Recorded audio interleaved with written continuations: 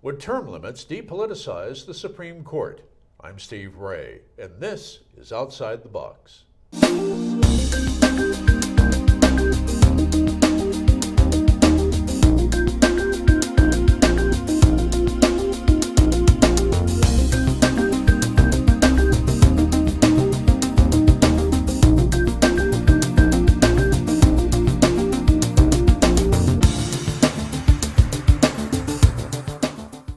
Hi, and welcome to Outside the Box. I'm your host, Steve Ray.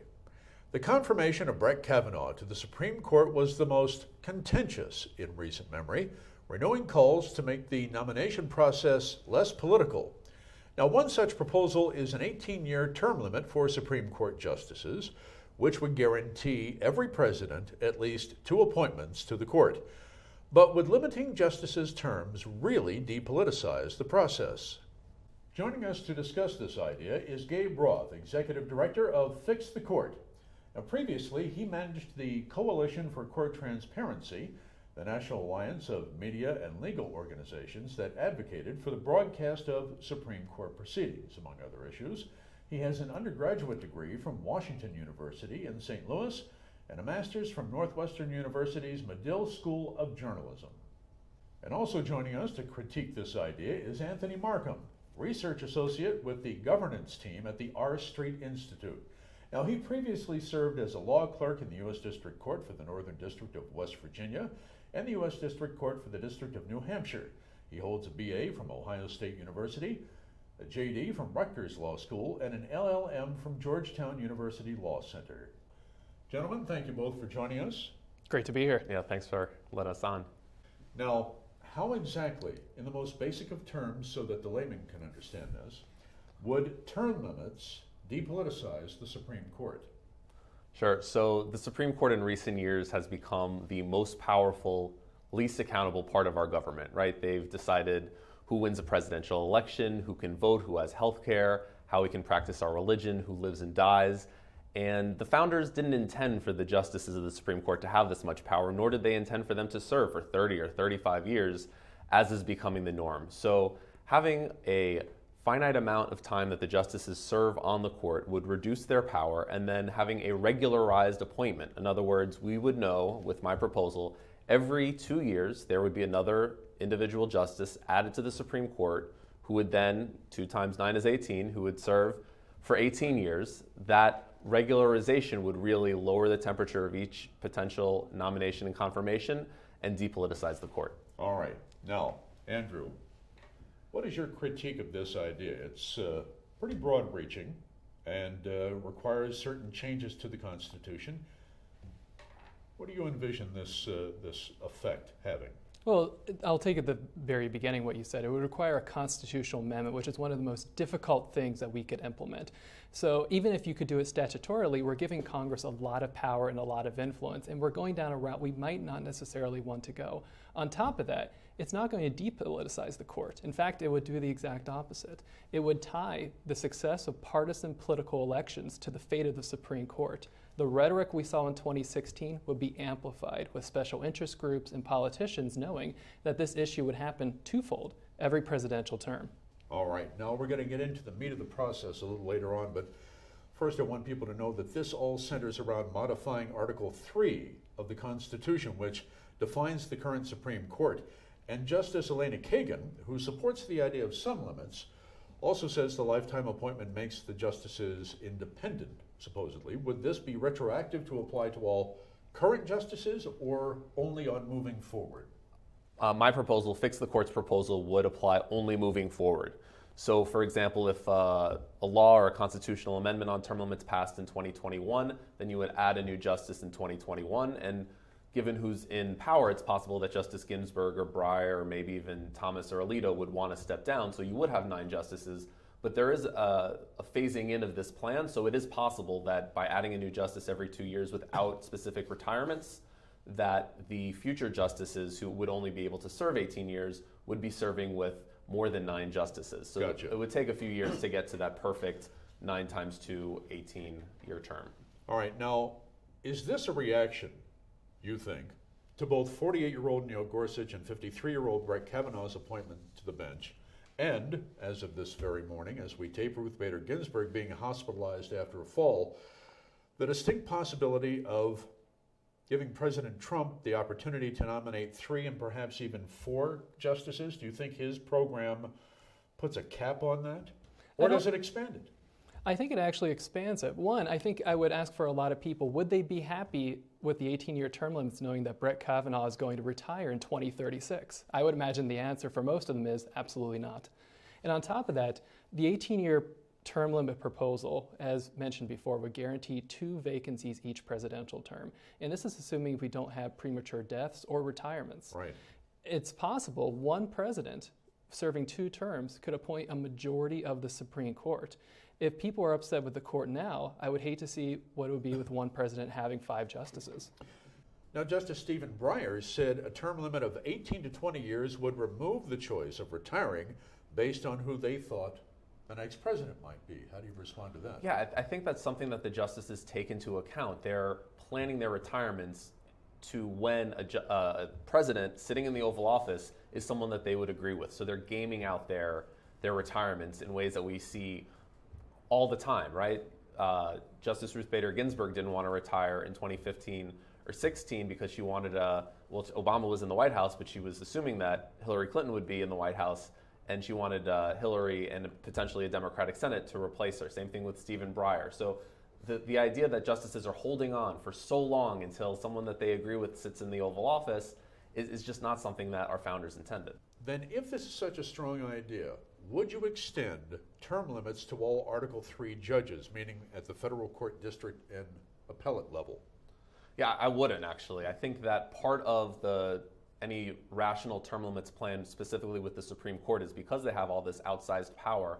One of the ways to look at the Constitution is saying that the office that is offered for life in Article 3 is just the office of federal judge, only 18 years of which may be served on the Supreme Court. So in other words, you would have these individuals, and 8 of the 9 current individuals on SCOTUS are former appellate judges. So there were appellate judges before, 18 years they'd be on the Supreme Court, and then they'd rotate off, and they had the opportunity to return to a lower appellate court. And we know that Souter and O'Connor did that without having any term limits. So your basic feeling is that the quote-unquote good behavior clause is just fine the way it is? Absolutely. And it was mentioned about how an opportunity would be for justices after their 18-year terms to come back to retirement.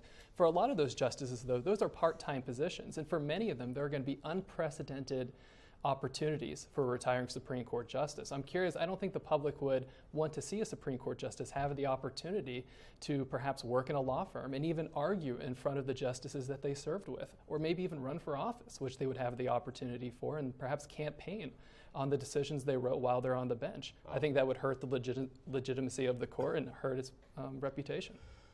So a staggered 18-year term limit would theoretically open up a seat every 2 years, you say. Doesn't that actually politicize the bench and tie the hands of the Senate and the Judiciary Committee to be able to handle other business? It would be tied up with that on the docket essentially every 2 years. Well, I think there'd be a way to sort of separate the staff. So you have your legislative staff, you have your nomination staff. So I don't think it would tie up the business, but I think it would. Would you then take the process out of the hands of the Judiciary Committee and put it into a separate type of committee that would handle nothing but these types of nominations? No, I mean, that's an interesting idea. It's not something that frankly has come up. I think to this point, the Judiciary Committee, maybe not in 1991, but for most Supreme Court nominations, has comported themselves as well as can be expected. There were obviously some hiccups this past time with which we don't need to go into the details of the Kavanaugh nomination, but I think the Judiciary Committee could have enough staff, could ramp up, and frankly, the people who work on the Judiciary Committee are some of the best lawyers in the country, so they're going to be the ones who are the best to assess who the nominee, if the nominee should go forward. So I think that just keeping it in the Judiciary Committee in the Senate makes sense. Would this drive the age of new justices upward to more seasoned nominees or downward to more youthful, perhaps more energetic jurists? I think it's possible we will see extremes on both ends. I think it's possible that people would want to appoint more senior jurists, knowing they would only have 18 years. just judges that already have a lot of prestige and a lot of credibility in the circuit courts. That's definitely a possibility. But on the flip side, you could see a president naming a much younger justice who maybe would have then a second career afterwards. And I know I'll balance the questions here. Just a quick one for you as a follow-up. Would this increase the number or reduce the number of judges who are seen as advocating from the bench, do you think? I think it would actually increase the number, because you have to look at 18-year terms. They're well aware that they have a definite time to make an impact on the court. And also, so on top of this, to go back to knowing that their term is up, you could imagine a scenario at a justice entering their 16th year under the presidential administration of someone who they consider friendly, and maybe being tempted to retire early, eliminating and really causing chaos in this 2 vacancy per term setup, because they know that their legacy is going to be continued if that president nominates a justice to replace them at that time, instead of gambling on a future election. Gotcha. Now, doesn't this idea make the Supreme Court an issue in each and every campaign cycle? Wouldn't presidential and Senate campaigns be forced to make definitive statements on how they would nominate or vote during the process? Well, they already are. I mean, I think the cat is out of the bag in terms of politicizing the court. Is that only recent, though? Because we saw that there was a possibility of 2 or more nominations coming under the Trump presidency, or do you think it's something that we had headed towards, regardless of who was in the White House? I think we're heading towards this regardless. I don't think that Justice Scalia's death and the holding up of Merrick Garland's nomination by the Senate Republicans necessarily changed anything. I think we're already headed in this direction with this push to find jurists who are younger and younger who could possibly sit on the bench. I mean, some people on President Trump's shortlist are 37, they're 40, 42. So same thing with Hillary Clinton's shortlist for that matter. So I think we're already past the point of no return in terms of politicizing the judiciary, and having a regularized term, I think, would over time lower the temperature of the nomination process. What stops the Senate from confirming these mandatory nominees, perhaps as a way of either punishing the current president or holding up cases until the next election cycle? Well, nothing stops the Senate's advice and consent power, which is one of the problems with the term limit proposal. You can imagine a scenario where the Senate blocks, as we saw in the failed Merrick Garland confirmation, where they block vacancies. In fact, this was threatened by some Senate Republicans if Hillary Clinton were nominated to be president. Now, we talked a little bit about this. How does this work if it does?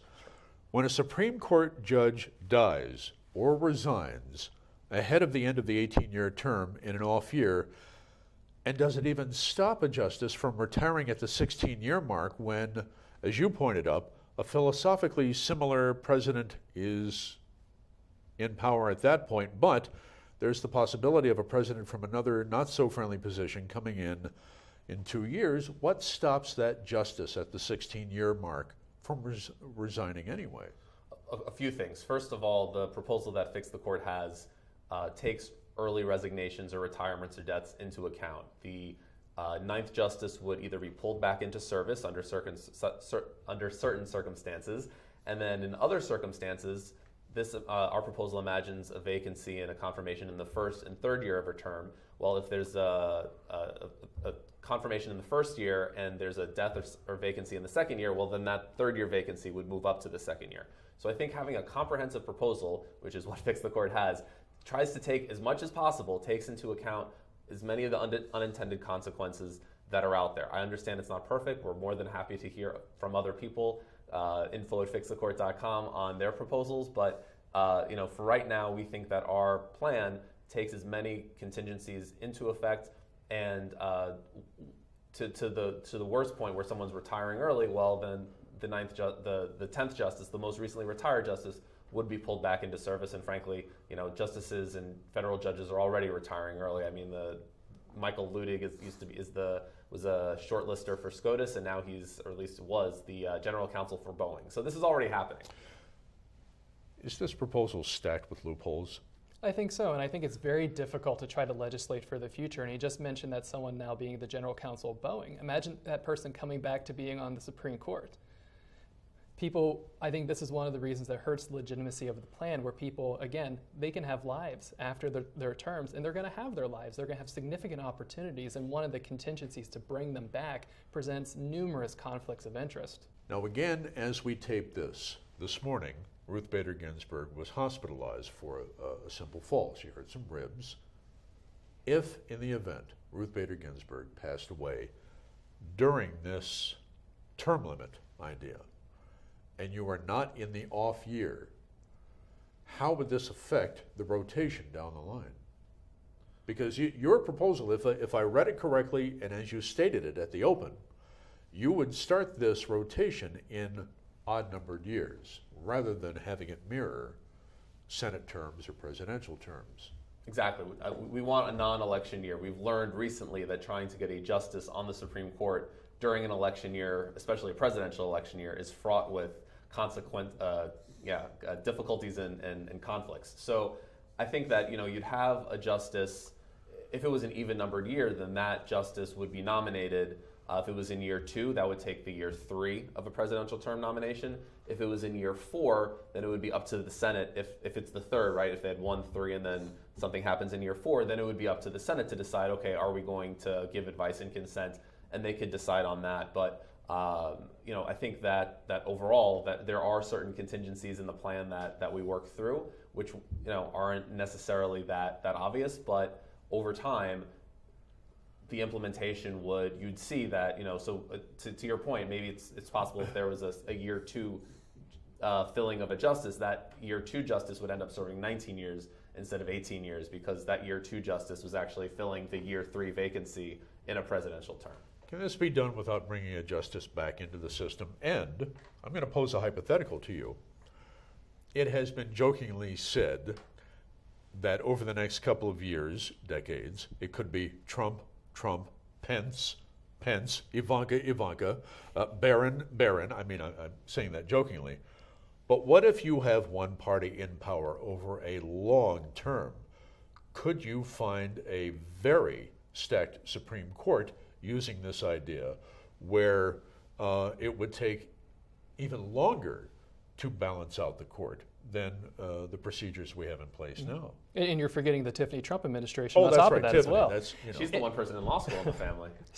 Oh, so in essence, Tiffany could be nominated. Okay, we'll get past that, but a straight answer here. Sure. So if you're looking at a long line of Republican or Democratic presidents appointing a long line of possibly Democratic or Republican-aligned justices, what you would see is, again, this goes back to tying political elections to the fate of the Supreme Court. And I think that would be an argument raised by candidates. And I think it's a legitimate argument to be raised by candidates, where you're going to marry the two and say, vote for me, I'm going to nominate X justices, and so on and so on and so on. And because vacancies are going to be consistent, they're going to be 2 per presidential term, and so it's going to be an issue again and again and again.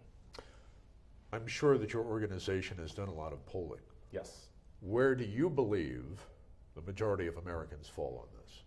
So I believe the majority of Americans support ending life tenure at the Supreme Court. I've polled this pretty much every 6 months for the last 4 years, and it's been anywhere from 60 to 80% of Americans support ending life tenure for Supreme Court justices. And the most popular proposal is actually an 18-year term limit. Sometimes mandatory retirement age comes into play. That's something that's popular in other countries and as well in state Supreme Courts.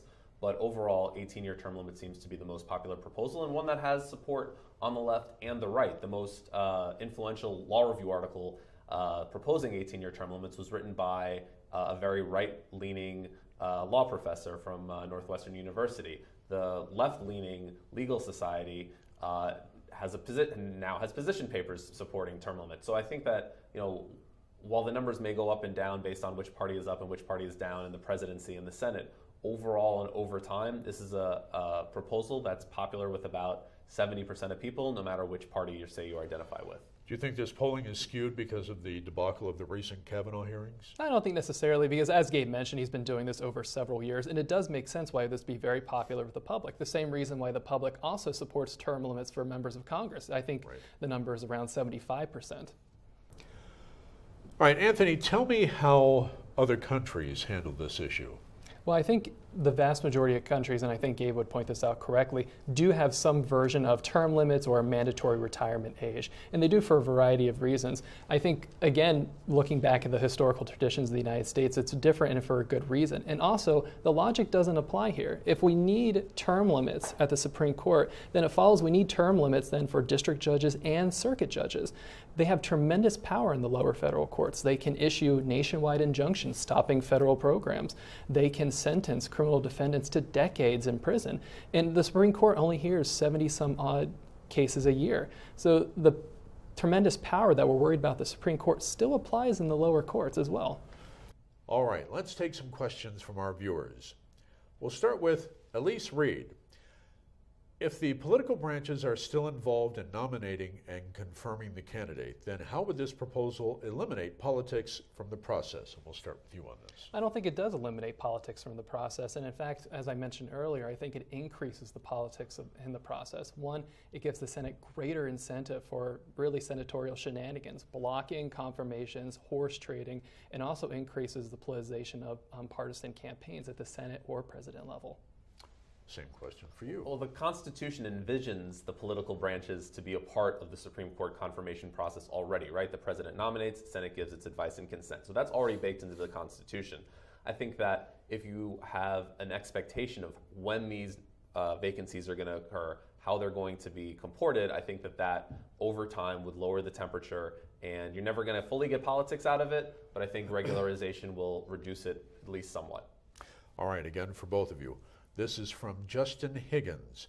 Could this proposal be implemented by a simple statute, or would a constitutional amendment be necessary? And I think we kind of know the answer to that, but address the process here. Sure. Well, the Constitution talks about how judges can hold their offices, quote, during good behavior. Right. And the majority of constitutional scholars that have looked at that believe that to implement term limits, you need to amend the Constitution. That seems to be the majority view, and that seems to be the appropriate view. Of course, the implementation is very difficult. It's only been done 27 times in our nation's history.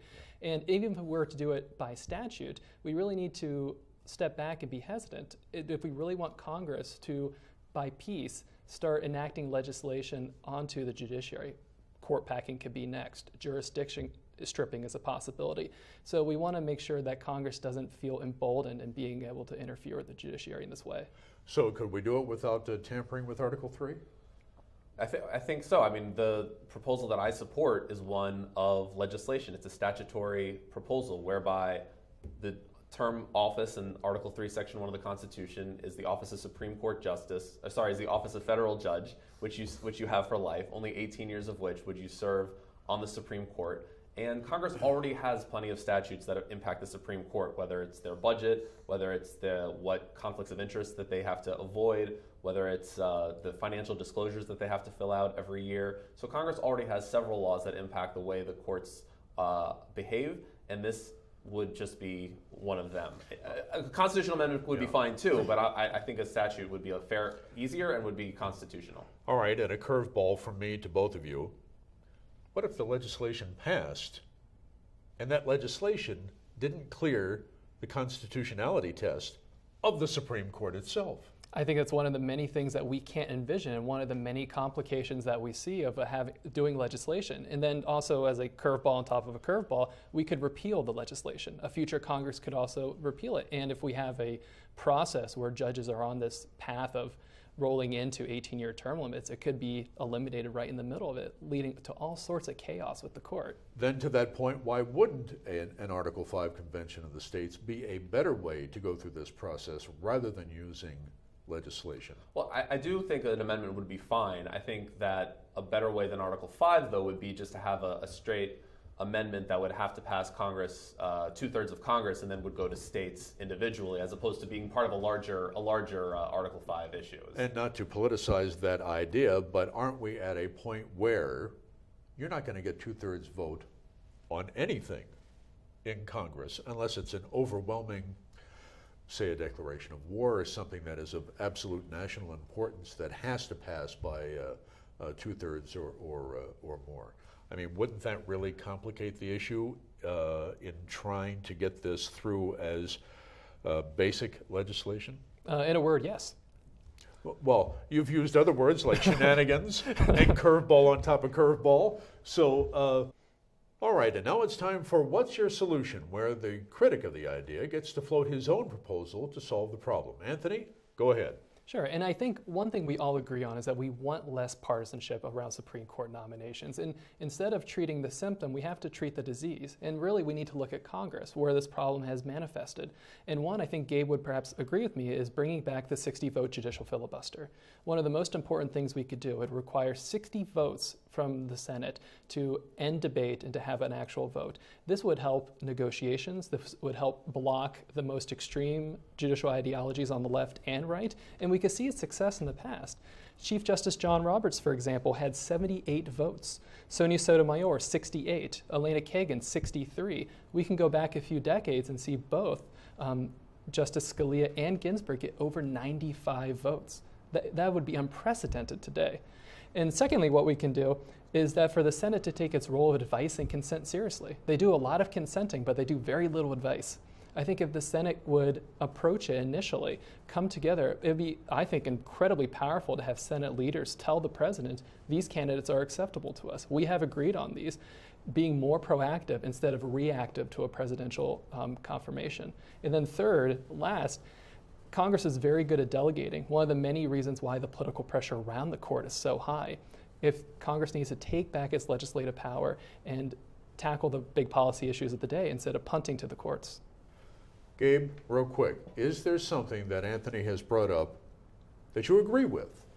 I do agree with the 60-vote threshold for Supreme Court justices. We actually just polled it a few weeks ago, and it was off the charts. I think everyone does want there to be more consensus in the upper chamber on all sorts of issues, but especially on Supreme Court justices, so you have a consensus nominee, not someone who's going to squeak by with 50 or 51 votes. And Anthony, something that Gabe has said that you agree with. Well, I think Gabe has raised incredibly important points about the power of the Supreme Court and how it's gained a lot of power that was unforeseen by the founders. And I think that, again, that goes back to Congress assuming more of its function and instead of delegating to the executive branch and punting for the Congress to tackle policy issues, reducing its role and having the branches be more balanced. That's all the time we have. We would love to thank Gabe Roth of Fix the Court. Thank you, sir. And Anthony Marcum of the R Street Institute for joining us to discuss this issue. And thank you for watching Outside the Box. I'm Steve Ray. We'll see you next time.